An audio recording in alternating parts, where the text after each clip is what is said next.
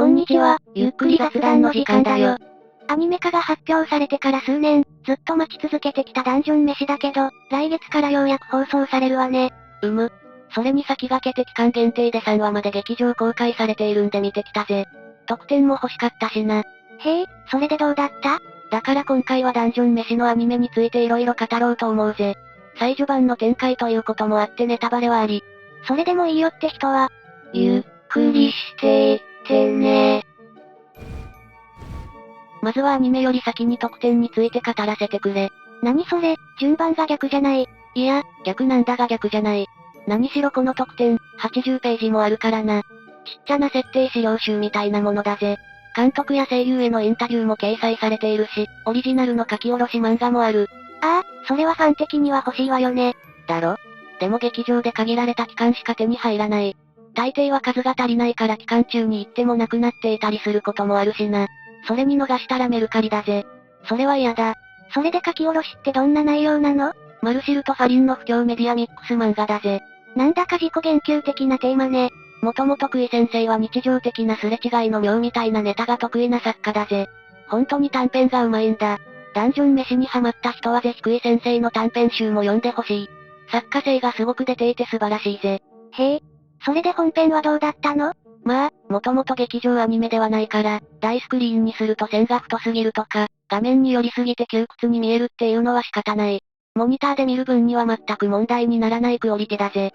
個人的には鳥があって、うわーってすごい勢いで突っ走っていく作品イメージがあるから、不安があるのだけど、大丈夫だった？レイムが言っているのはプロメアとかグレン・ラガンとかキルラキルとかじゃないのか？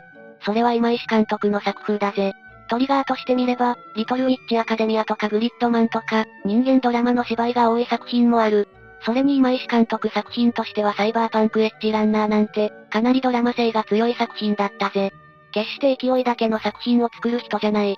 確かにそうだけど、まあ、レイムの心配もわからないではないぜ。確かにクイ先生の作風とトリガーの作風って、あまり似ていないからな。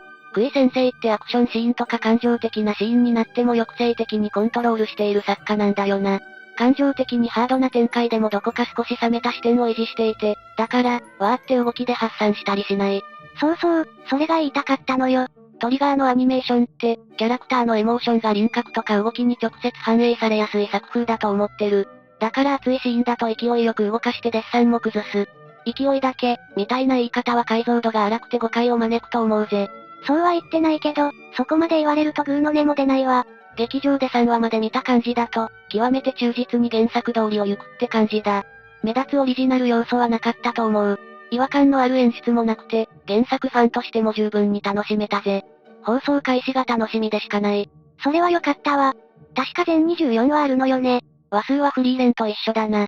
比較すると、フリーレンって原作通りの展開をしつつ、演出がめちゃくちゃ上手くて、そこがアニメの魅力になっている。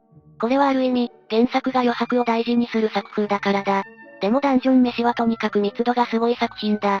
作品的にフリーレンのように階層を挿入するなどして、演出で盛り上げるのは難しい気がするぜ。だから原作の表現をうまくアニメに落とし込むしかない。これ白衣先生の漫画が映像的にもテンポ的にも完成されているからこそ、だと言える。そういう見方もあるのね。もちろん、どちらもすごいいい作品だ。フリーレンもダンジョン飯も大事な作品だから、時間をかけて用意して、じっくり放送するって感じがするな。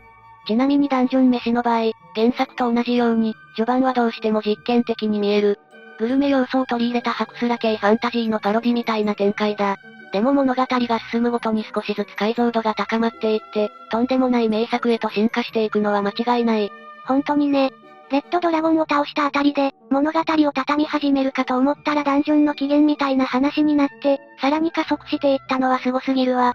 そして、パーティの中で一番根が深い問題を抱えていたのがマルシルだったっていうのも美味しい展開だぜ。わかるわ。それがエルフとかハーフエルフあるあるの、伝統的な問題っていうのもいいわよね。そう、まさにフリーレンの抱えている問題と似ているんだよ。マルシルは感情が豊かだからダメージが大きいんだ。そう考えると長命なエルフが感情的に平坦になっていくのは、無意識に自我を守るような精神のバランス調整機能なのかもしれないわ。あり得る。ところてんのように、新しい記憶に押し出されて、古い記憶を失っていく系だと悲惨だからな。それじゃ、極楽大作戦のドクターカオスでしょ。フリーレンとマルシルって二人のエルフが同時期に活躍するっていうのも不思議なシンクロよね。タイミング的に何かあるのかしら。わからないが、今月の15日に2巻同時刊行で完結するダンジョン飯において、マルシルは結論に達しているようだ。